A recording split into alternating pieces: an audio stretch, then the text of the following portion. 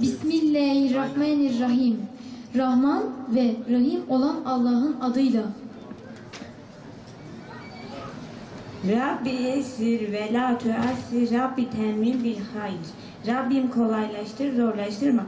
Rabbim işimizi hayırla tamamla. Hayrukum men tealleme Kur'ane ve allemehu. Sizin en hayırlınız Kur'an'ı öğrenen ve öğretendir. Bismillah tevekkeltu alallah la havle ve la kuvvete illa billahil aliyyil azim. Allah'ın ismiyle evimden çıkıyorum. Bütün işlerimde Allah'a dayandım. Güç ve kuvvet ancak Allah'ın yardımıyla olur. Allah'a ne kadar şükretsek böyle güzel bir hizmetin parçası ve vesilesi yaptığı için, bizleri böyle bir güzel hizmetin parçası ettiği için Allah'a sonsuz şükür ve hamdımızı dile getirmek isterim.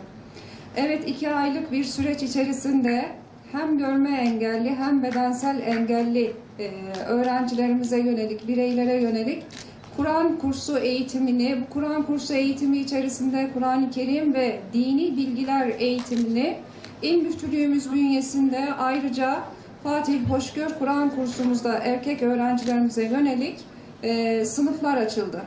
Tabi bu sınıflar çok büyük önem arz ediyor. Az önce ayet-i kerimeler okundu. Peygamberimizin hayatında da bedensel engelli olsun, görme engelli olsun, işitme engelli olsun sahabeler vardı. Allah Resulü'nün bu etrafında yer alan engelli kardeşlerimize, engelli sahabelere karşı nasıl olmuştur? Az önceki ayet-i kerime bize bunu gösteriyordu. Ama olan bir sahabe Allah Resulü'nün huzuruna gelir ama Allah Resulü pek ilgilenmez. Ayet-i kerime peygamber de olsa peygamberimizi uyarmaya geliyor. Uyarmak için geliyor. Ve o ayet-i kerime peygamberimiz nezdinde her birimizi uyarıyor. Aslında engelin bedensel bir engelle olmadığını, zihinlerde ve davranışlarda bir engelin olduğunu ayet-i kerime bizlere göstermiş oluyor. Bizler isteriz ki zihinlerimizde ve gönüllerimizde oluşturduğumuz o engelleri kaldırıp toplumun bütün katmanlarıyla birleşerek, bütünleşerek her birimiz için faydaya dönüşen güzel hizmetleri üretebilmek. Bizim arzumuz, temennimiz budur. Biz buradaki değerli her bir kardeşimizi bizim için bir rahmet vesilesi, bizim için bir bereket vesilesi olduğunu düşünüyor, öyle ümit ediyoruz. Allah bu güzel çalışmalarda hep beraber olmayı, bu çalışmaların nüvesi olan hafızlık sınıfları var. Artık görme engelli kardeşlerimiz için. Bayan bölümünde de, kadın bölümünde de hafızlık yapmak isteyen kardeşlerimiz de var.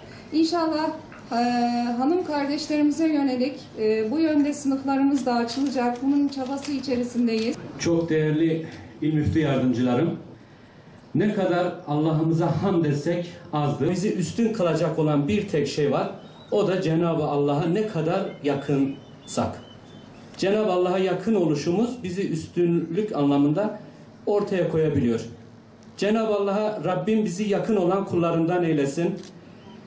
İl müftülüğümüz, başta Diyanet İşleri Başkanlığımız olmak üzere il müftülüğümüz, ilçe müftülerimiz, hocalarımız o kadar çok gurur verici güzel işlere imza atıyorlar ki diğer kurumlarla da kıyasladığımızda çok öndeler.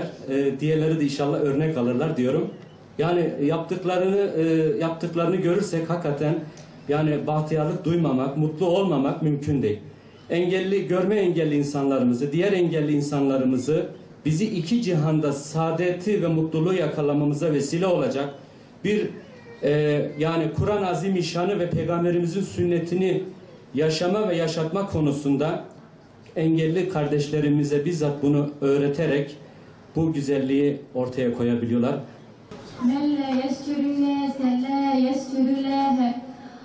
Allah'a şükretmeyen, insanlara şükretmeyen, teşekkür etmeyi de bilmezler. Ekmelül müminine eymenen ehsenühüm hulukan. Müminlerin iman bakımından en mükemmeli, ahlak bakımından en güzel olanıdır. Dua başa gelen ve henüz gelmeyen belaya karşı fayda sağlar.